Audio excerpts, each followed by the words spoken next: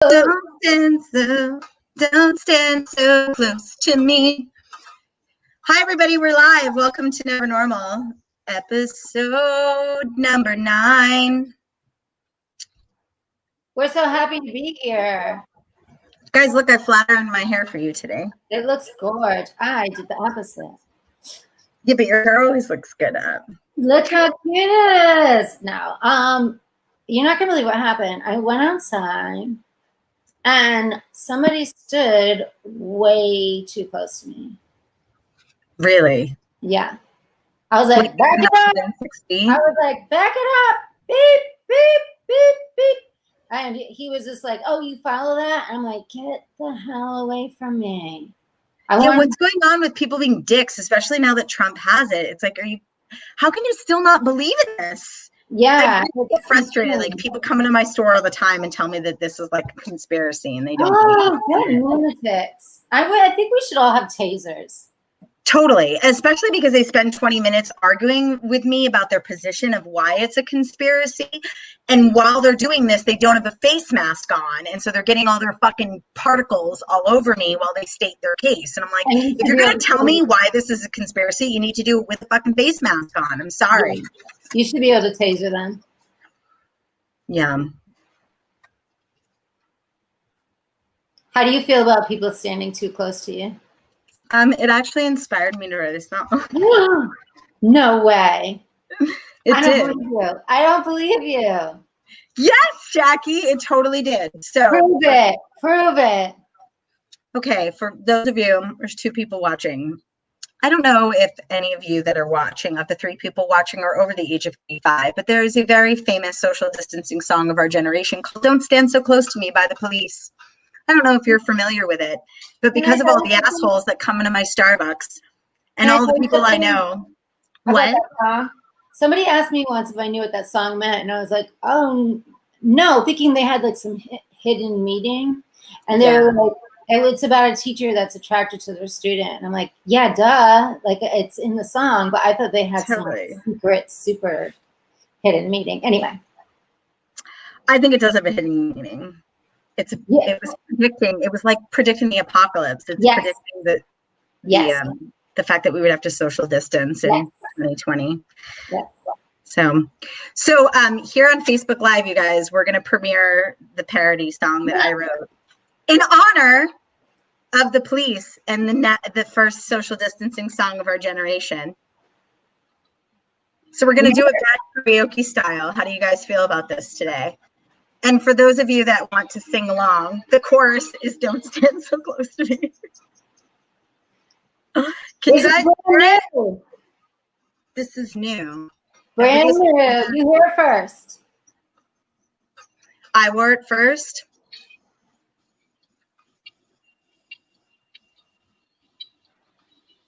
We're swaying the wrong way. Let's sway it. Okay, ready? Wait. This way first. No. School teacher, new learning of lesson plans on Zoom. The kids are stir crazy, parents are day drinking. No silence, kids unfocused. The iPad keeps falling off its stand. Doors ringing, it's Postmates. Leave outside, don't want to risk touching your hand. Don't stand so close to me. Don't stand so close to me. Her friends want to go hiking. You know how quarantine gets. Face mask she made were not so easy, but they passed the COVID test. Frustration, temptation, she just wants to go outside. No restaurants are open.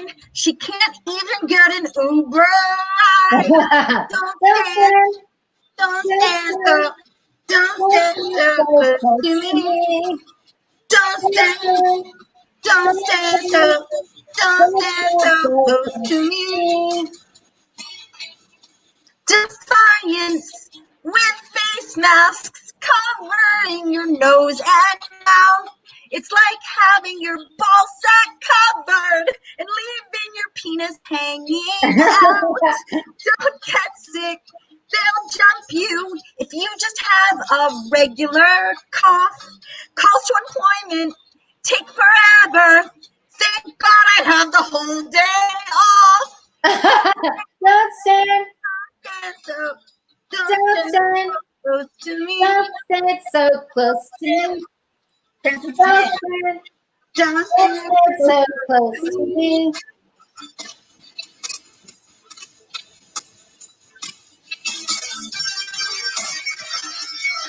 There's nothing more, guys. We're just Oh,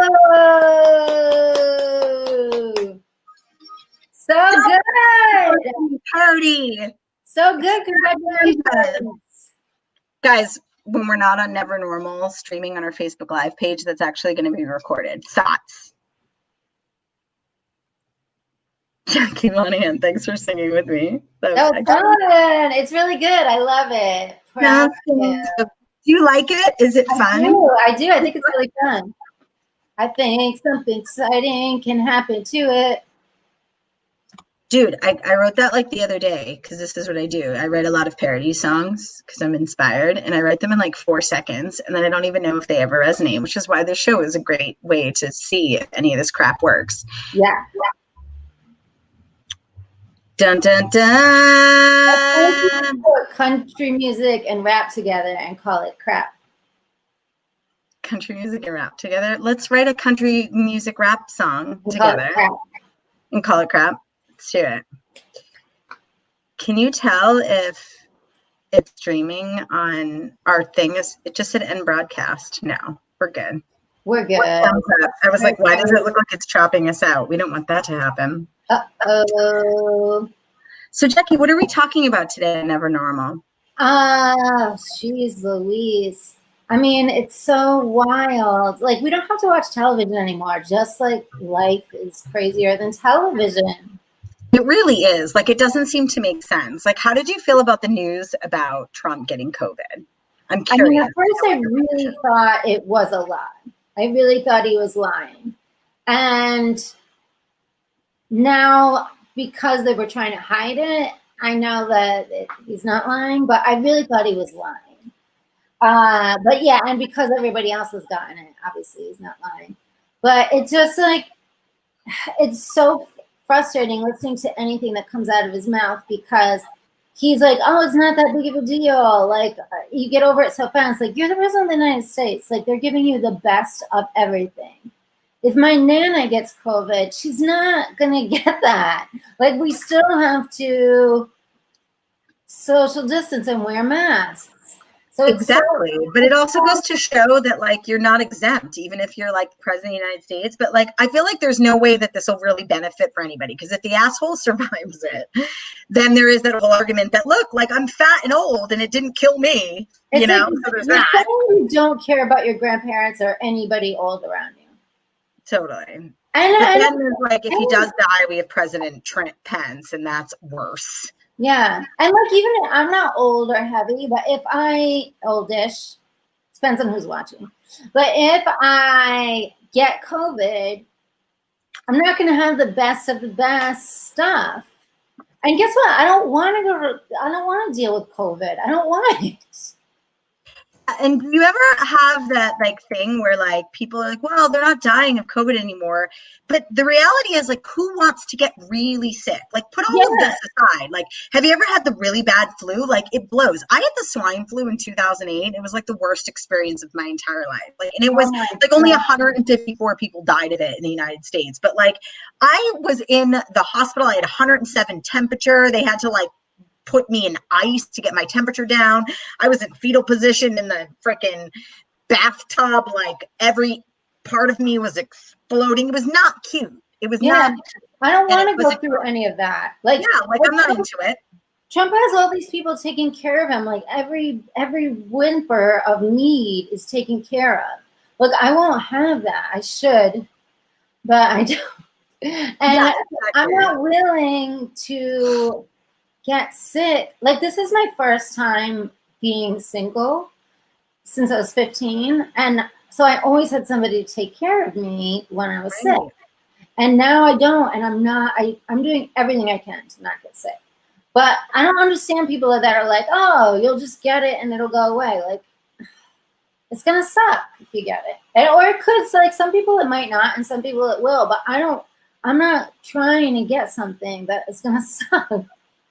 Yeah, exactly. Like, is that our litmus test for people avoiding sickness? If it doesn't kill you, it's fine. Just get it. Don't take any precautionary measures. Like, it doesn't make any sense. And like, even in his last debate where he's talking about like getting access to a vaccine tomorrow, like that's, and whereas every other scientific professional's like, oh, it won't be publicly accessible till next summer.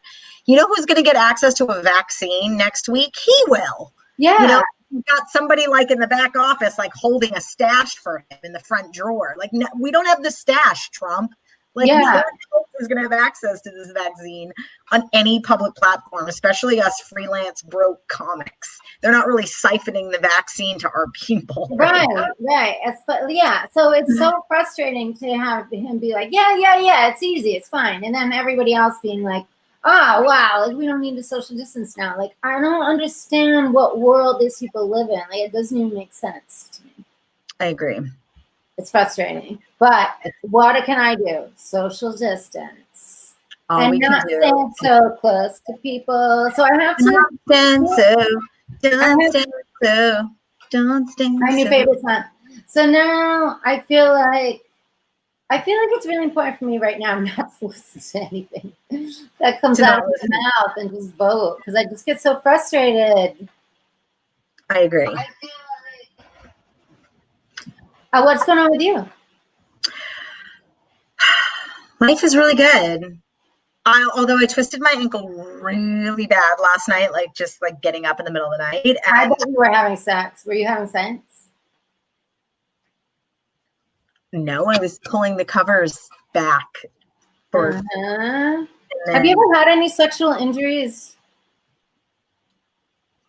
4.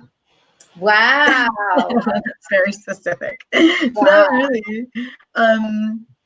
Not that I remember. I'm just kidding. Sexual injuries. But I definitely, like, last night when I twisted my ankle, it was one of those moments where I wish I really did have this dramatic story for you. And it was like, I did something weird that didn't, like I want to have like a really poetic story of how I overcame something. And I just kind of pulled the covers down wrong and it twisted my ankle. And I can't put any weight on it today.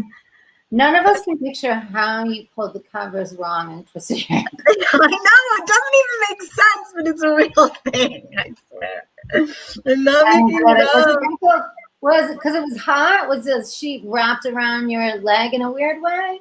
Yeah, it was like I was trying to pull it like past my feet, and so I tried to do this like hop to pull it past my feet, and it didn't. I know none of this makes sense. I feel like I'm not defending my position well. I'm just digging myself a bigger hole. Yeah. It was so a sex stand on it? Let's just go with the sex ankle twist story. That sounds better. Yeah, have a sex ankle. Be like, like having this really amazing sexual experience, and then I just fucked up my ankle. Can I even say this on Facebook Live? This is not very PC. Don't swear. I think it would be good to say, so you're not lying because you're not rigorously honest. I think it's good to say it was sexy. I was sexily just trust me, it was sexy. Or maybe I was just getting up in the middle of the night to pee and I was like half conscious. Could have been that. It was sexy AF. Sexy AF. Oh man. I'm sorry about your ankle. Did you put ice on it? I did. I've been rotating ice and heat, ice and heat, ice and heat. Oh, how good. The thing that we can do never normal sitting in a chair. Although later on I am actually doing like a 10-minute stand-up show, but it may be a sit-down comedy show today because I can't really put any weight on my ankle. You were going to stand up? A sexident.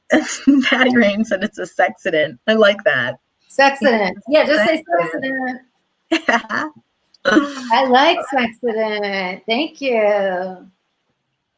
That's a good name for an album, Sexident.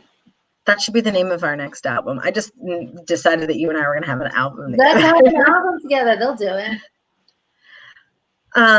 Yeah, I feel like I don't know what to talk about today. You guys, we need people to comment what you guys want us to talk about, because it's really. What about Halloween? Is anybody doing anything for Halloween? Speaking of like social distancing, are like kids going trick or treating? Because it's the one holiday where we're already wearing masks, right? Oh, that's really funny. Seems pretty easy to socially distance during Halloween. I was always a ghost when I was a kid. Come on. Yeah, but it was really because my mom didn't like that holiday. So she just like, I'm one of 6 siblings. And so she just like made us all wear sheets over our head and cut eyeballs out. But by the time I was like 10 years old, we had run out of white sheets. So then we were like, I bet. We were like bad flower sheets with like pee stains on them. Like we got down to the really crappy sheets by age 10. Yeah. Wow. I feel like sheets would be more expensive than a costume. Yeah, my mom wasn't into it. One year I tried to be Pippi Longstocking, and we like, do you guys remember Pippi Longstocking? I am Pippi Longstocking. Yeah, with like the hair that stuck out. Like I was obsessed with Pippi Longstocking, and I wanted to be her for Halloween one year, and like we did not master the costume, and so the hanger got like stuck in my hair, like knotted in my hair. Like we tried to dread my hair basically around the Pippi Longstocking hanger, and it was like awful. And then I had like orange dye falling down my like chest. It was just like, and I couldn't get it out. And I just remember being miserable. And then my dad was very creative for Halloween costumes because he didn't want to lose us. So he would always package my sisters in like a themed costume. Like one year we were a box of crayons. He took a huge box and he basically bound us almost like a potato sack, right? Where all of my sisters are in this one box together and we were just different colored crayons so that we all stayed together in the box. It was a really creative way to. That's smart. What color were you? I was blue. That's nice. You like that. I was the blue crayon. I think I may do that with my kids if I ever have them. If I have multiple children, I will definitely make them a box of crayons. Are you looking to have multiple children? I don't know. I don't know if that's ever going to happen in this lifetime, but I think I like the idea of making them a themed costume so I don't lose them. Something obnoxious. Like I wouldn't let them be a witch if everybody else was a witch and I could lose them. I'd want them to be like something really obvious. A gang of witches. Yeah, like who needs that? Did you see The Vow on HBO? No. I watched The Rings last night. Have you heard of this? Rings, like plural. I thought it was like part of The Ring. Like instead of the Ring having like The Ring 1 and The Ring 2 and The Ring 3, the more Ring sequels that there are, they just pluralize the title. So it's just Rings. Okay, so you watched them with the woman with long hair. Yeah, the crazy girl with the long hair. Yeah. It was like. Was it good? It was pretty cheesy, but yet even being able to anticipate the story, having seen Ring 1, I still screeched like a small child. Oh yeah. Oh God, I can't watch that stuff anymore. I used to watch all of it. I was traumatized as a kid because like we would see my dad on weekends, and like I have all older sisters, and we would watch like Nightmare on Elm Street and like Cujo and all these crazy movies. And then my sisters would be like, don't go home and tell mom that we watched these movies. But I was traumatized. So I'd have like nightmares. And so I ended up telling on myself just inadvertently because I was waking up scared as shit at like 6 years old. I feel like somebody's as I'm talking about scary stories, I feel like someone's breaking into this room. Kids should never watch scary movies. I watch them they can't process it. It's so weird. I watched them too, and I had so many nightmares. Totally. I'm playing with my light because it's not bright enough. Yeah, I had so many nightmares. I saw Amityville Horror with my mom. The Vow? Is The Vow any good? Yeah. But wait, I have to say one thing about Amityville Horror. Amityville Horror, the very beginning, all the kids get shot in their sleep. I've never seen it, but now I feel that's how it opens. And then I was shaking, and I was like, "Mom, could this happen? Like, what is this?" I was 4. And then it said, based on a true story. And she was, that's like, always the worst. Horror movies based on a true story, even though they distort it, those are the ones that are freakiest. so she's like, yeah, it's based on a true story. And I was just like, ah! I had nightmares forever, ever. And then we watched When a Stranger Calls. And that was based on a true story too. And the babysitter they kept being like, did you check the children? Did you check the children? And I was babysitting. And I would always check on the children. And one day the movie scared me to death because the guy was waiting. It was based on a true story. And the guy was waiting for the babysitter to come upstairs and check the children. Meanwhile, he had killed both the children with his bare hands and wiped their intestines and stuff all over his body. And he was waiting for her to come upstairs. So somebody made a call and they were like, he's inside the house. So at night I couldn't move. I thought somebody was waiting for me to move to kill me with their bare hands and wipe it all over. Like I was terrified for years and years and years. Then I was babysitting and my dad called one time and went, did you check the children? How mean is that? Wow, that's really mean. I had the police come. Oh my God, that's really crazy. I've never all the scary movies I watched, I didn't actually believe that they would happen, but I just still woke up really scared. Like Freddy Krueger, I figured there wasn't really a burnt man that had children in his burnt belly. I kind of knew that wasn't a real thing, but I did think that if I maybe had a negative dream, I wouldn't wake up or something. I did have that fear. I would have a scary dream and not be able to get up from it. But But it really came full circle because speaking of babysitting, I was a nanny many years later, and Robert Englund, who played Freddy Krueger, was one of the soccer dads, and the kids I nannied for were on the same soccer team as his kids, and he sort of looked familiar, and I was like, I don't know why this guy looks super familiar, and then I was on the sidelines having a conversation one day, and he was like, yeah, I'm Robert Englund, I played Freddy Krueger, and I'm like, oh my God, I'm literally hanging on the side of a soccer field, and he was totally a very present, namaste, don't compete, shine your light, be collaborative with all the other kids, total Zen dad. And I'm like, it's fucking Freddy Krueger. That's so cool. I love that.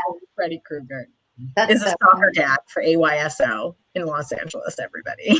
That's amazing. I love that. I have a story like that kind of. I loved Seinfeld. I watched every single episode a million times. And I also, you can watch it again and again. I feel like Larry David, you can't watch again and again. You watch it one time because it gives you so much anxiety.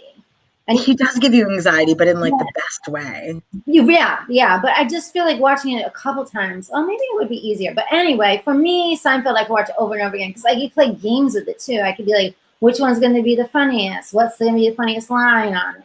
And so I just have been obsessed with it. And I knew all these random facts. And one night I was texting separately with both Jan Karam and Fred Stoller, who are both from the show. And and I had to tell them both, I'm going to sleep. Text anymore. And I was going to sleep. And I was I can't believe, if I was younger and I thought I'm going to be texting with the people from Seinfeld. Do you know what I mean? I would be I can't, I need to go to sleep. It's funny. Same for you. You'd be will I ever know that I'll be on the sidelines with Freddy Krueger? And he'll be it's just a weird thing. It's so funny because I was having this conversation just in general in life about how we feel we want to know what our future is, or if we meet somebody new, well, is this person going to stay? And we want to know the whole unfolding of every story, or if we make some choice, when I move back to LA, what's going to happen? And we have all this stuff where it's we don't really surrender unless we know the entire unfolding. And I was hearing a friend tell a story about talking to her young child, and it's imagine going up to your 2-year-old toddler and just they're running around and they're playing and they're just present and enjoying life. And you're come on over here. I need to talk to you. One day you are not going to live with us. You're going to live in a different house, and a strange person is going to come and fall in love with you and touch you in ways that make no sense to you right now. And you're going to move in with them.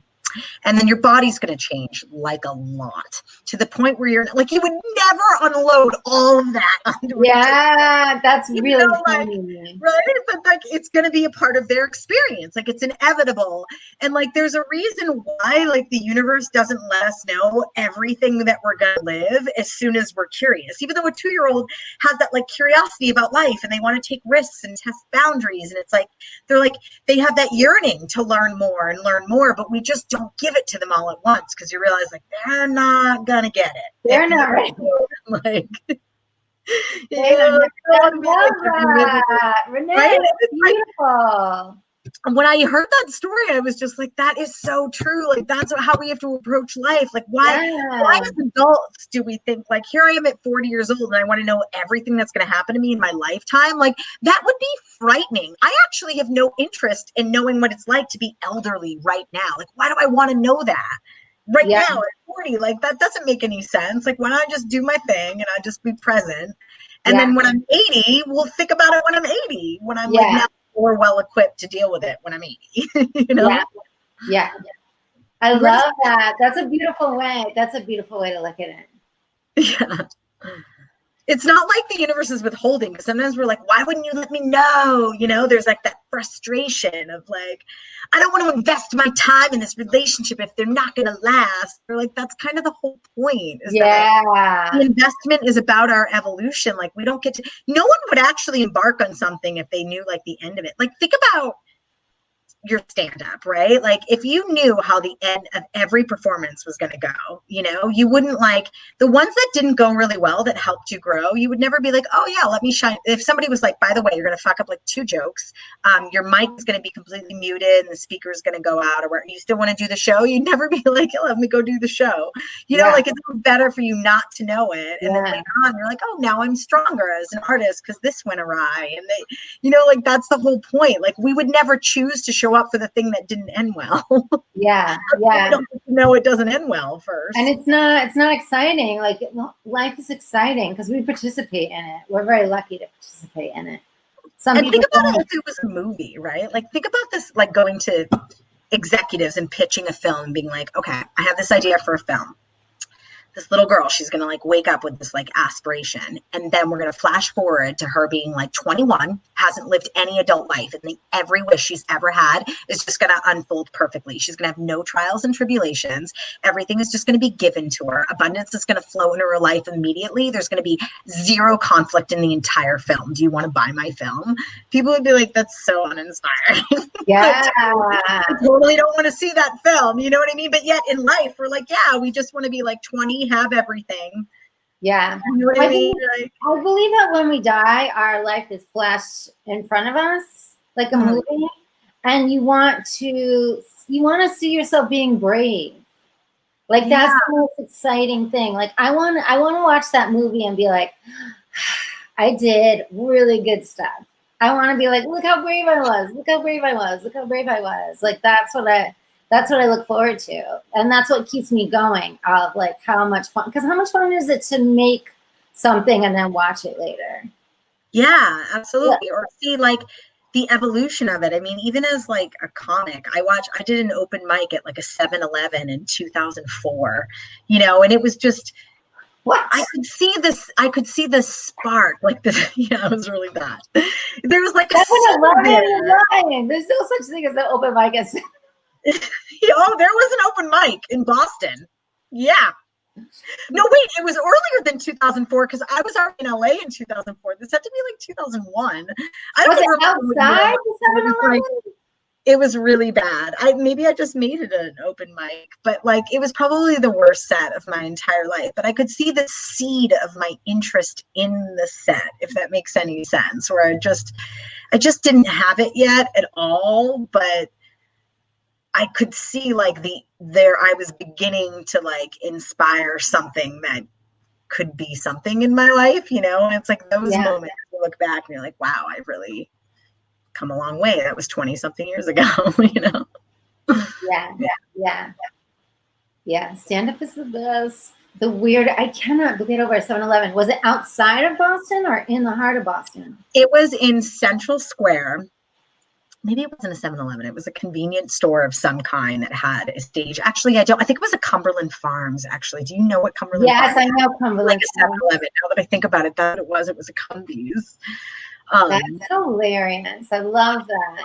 It's so bad, right? Was that your first open mic? Yeah, and what was interesting about it is it wasn't even a stand-up comedy open mic. Like there were some people who were musicians, there were some people who were like spoken word poets, there were some like it was any kind of open mic. Like just was that the first time you ever performed, or just an open mic?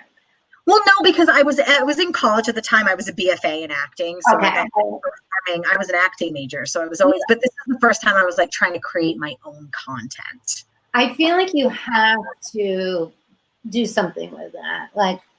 My first, it's really funny. It's just like I do talk about like my Domino's, my first commercial that was like a Spanish market non-union Domino's spot, and I don't speak any Spanish, and I just like my name was Renee Santos, and I like because I just played a crispy melty pizza in like a pizza suit. You only saw my eyes. Literally, I didn't say anything. It was a voiceover spot, but like it was my first commercial, and I look back at it and I'm like, you can't even tell it's me. I literally play a crispy melty pizza. And how does one play a crispy melty pizza, you may ask? Wow. I don't even know why I booked it, because when I got to the audition, they were only Spanish speaking. And I was like, and they were like profilos, and I'm like, oh fuck, I think that's profiles. I'm such like a bad Cuban, and so I just turned to the side. I'm like, I think that's what that means. Let me just pretend. But I totally had that moment where I'm like, clearly this is not for me. Like this is not my spot. Like, and I just thrown caution to the wind because I'm like, and I booked it. How funny is that? It was my first commercial. I was like, did I really book the Spanish market commercial as the non-Spanish speaking Latina? Pretty sure. Do you have the footage? Oh, I've got it somewhere. You gotta put it on TikTok. Okay, I need to use that platform soon. Yeah. Speaking of, it's 31 minutes and 47 seconds into our broadcast, and Jackie and I both have shows to do, or shows, I'm in quotes. We have shows to do, so we have to go early today. But we love everybody. To the moon. We love you guys. Thank you, all 4 of you who watched. Patty Rain, it's really good to see you. I like your face mask and your profile photo. To the moon. We love you. To the moon. To the moon. We will see you all next week, all 4 of you. Guys, a lot of good stuff's coming down the pike. Vote next month. Vote. Tell your friends, tell your friends, tell your friends, tell your friends about us and voting. Both of them. Unless you're a Republican, then don't vote. Don't vote. If you're a Republican. If you're not, you'll know. Booyah!